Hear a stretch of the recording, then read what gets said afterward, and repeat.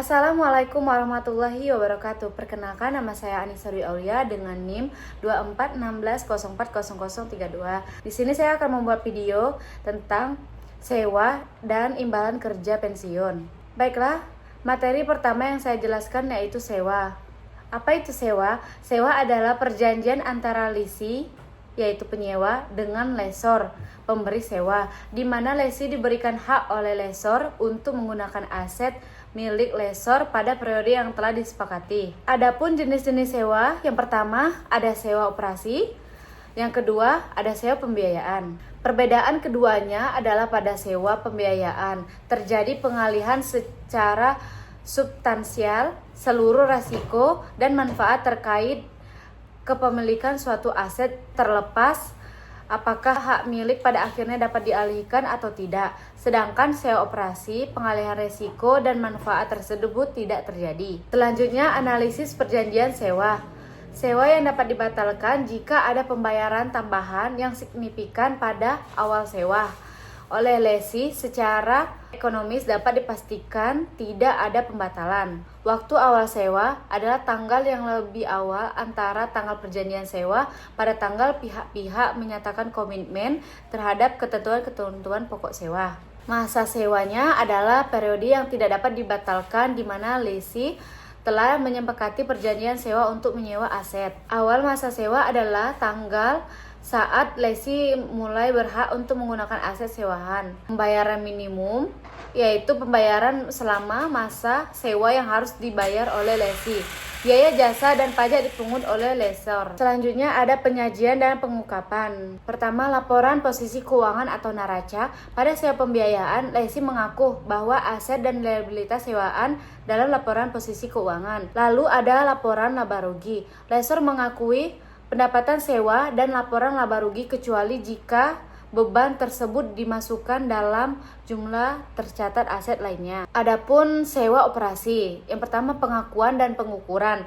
Perlakuan akuntansi untuk sewa operasi bagi lesor juga sederhana, karena lesor hanya perlu mengakui pendapatan atas pembayaran sewa yang diterima. Lalu pengukuran pendapatannya, nilai pendapatan sewa diukur berdasarkan jumlah pembayaran sewa yang diterima oleh lesi. Biaya langsung awal yang dikeluarkan lesor dalam operasi diakui sebagai aset sewaan dan dibebankan selama masa dengan dasar yang sama dengan pendapatan sewa. Selanjutnya, transaksi jual beli atau sewa balik. Transaksi jual beli dan sewa balik meliputi penjualan suatu aset dan penyewaan kembali aset yang sama. Tujuan dilakukannya transaksi ini oleh lesi adalah untuk pendanaan tanpa harus kehilangan manfaat dari aset operasionalnya. Sewa pembiayaan.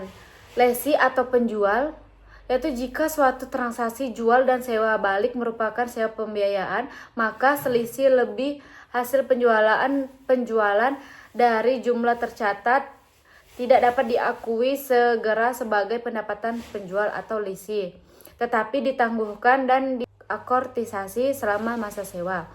Lesor atau pembeli. Pengakuan piutang sewa pembiayaan pada lesor juga mengacu kepada ketentuan dalam sewa pembiayaan, yaitu sebesar nilai wajar.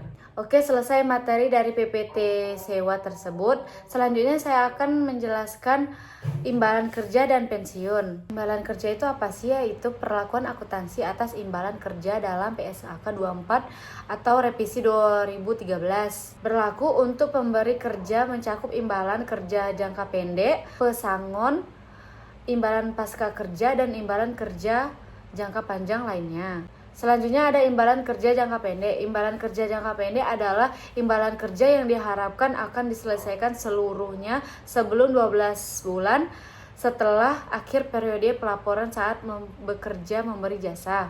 Perlakuan akuntansi atas imbalan kerja jangka pendek ini relatif sederhana karena tidak memerlukan perhitungan aktuaria dan tidak didiskontokan. Pesangon adalah imbalan yang terutang akibat PKK, baik yang berasal dari keputusan perusahaan atau diberhentikan dan keputusan karyawan atas tawaran perusahaan dengan sukarela.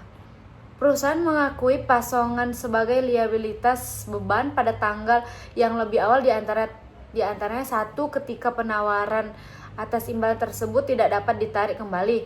Yang kedua, ketika biaya-biaya terkait restrukturisasi restrukturisasi telah diakui sebagai PSAK 57.